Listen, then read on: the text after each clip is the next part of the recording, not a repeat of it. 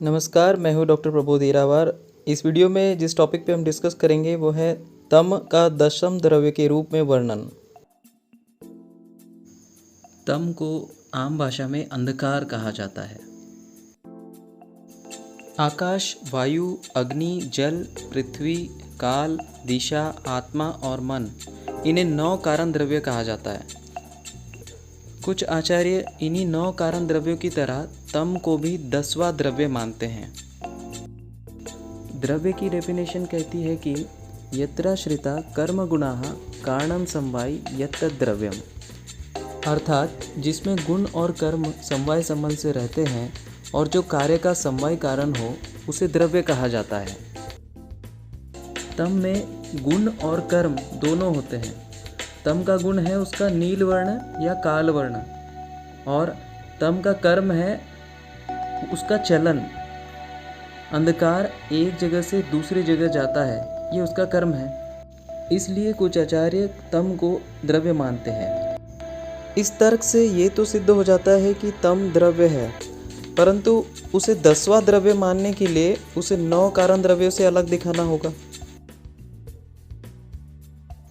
आकाश में रूप नहीं होता, आकाश दिखाई नहीं देता है, बल्कि तम उसका रूप होता है, काल वर्ण या नील वर्ण। आकाश में शब्द होता है, वही तम में शब्द नहीं होता है। उसी तरह आकाश व्यापक होता है, बल्कि तम व्यापक नहीं होता है। इसीलिए तम आकाश से भिन्न होगा। वायु का रूप नहीं होता है, तम का रूप होता है। वायु में शब्द और स्पर्श होते हैं, लेकिन तम में शब्द और स्पर्श दोनों नहीं होते, इसलिए तम वायु से भी अलग है। अग्नि का स्पर्श उष्ण होता है, लेकिन तम में स्पर्श ही नहीं होता। अग्नि का रूप भास्वर यानी चमकदार होता है, वही तम का रूप नील या काल होता है। इसलिए तम अग्नि से भी अलग है।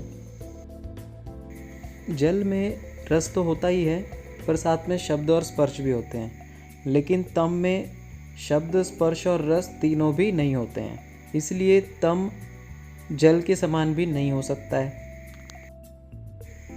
पृथ्वी में गंधगुण होता है, लेकिन तम में गंधगुण नहीं होता है। इसका अर्थ है कि तम पृथ्वी भी नहीं हो सकती। अब काल और दिशा तम से कैसे अलग है ये देखते हैं। काल और दिशा सर्वव्यापक होते हैं, दैट मीन्स वो सबको घेरे रखते हैं, लेकिन तम सर्वव्यापक नहीं होता है। काल और दिशा इनका कोई रूप नहीं होता, लेकिन तम में रूप होता है उसका काल वर्ण या नील वर्ण, इसलिए तम काल और दिशा से भी अलग है। तम आत्मा से भी भिन्न है, क्योंकि आत्मा ज्ञानी और चेतन होती है, लेकिन तम ज्ञानी और चेतन नहीं होता है। आत्मा का कोई रूप नहीं होता है, लेकिन तम का रूप होता है। अंतिम कारण द्रव्य है मन। मन एक होता है और अनुपरिमाण उसका होता है। तम में ये दोनों गुण नहीं होते हैं। तो इस तर्क से ये प्रूव हो जाता है कि तम अन्य सभी 9 कारण द्रव्यों से अलग है, इसलिए कुछ आचार्य तम को 10वां द्रव्य मानते हैं। अब तक हमने प्रूव किया कि तम 10वां द्रव्य है। अब हम देखेंगे कि तम 10वां द्रव्य क्यों नहीं है। तम का स्वतंत्र अस्तित्व नहीं होता है। अंधकार प्रकाश के अभाव में ही दिखाई देता है। किसी भी द्रव्य का रूप चक्षुरेंद्रिय में स्थित तेज से दिखाई देता है, परंतु तम के रूप का ज्ञान तेज के बिना होता है, इसलिए तम का रूप सही नहीं है।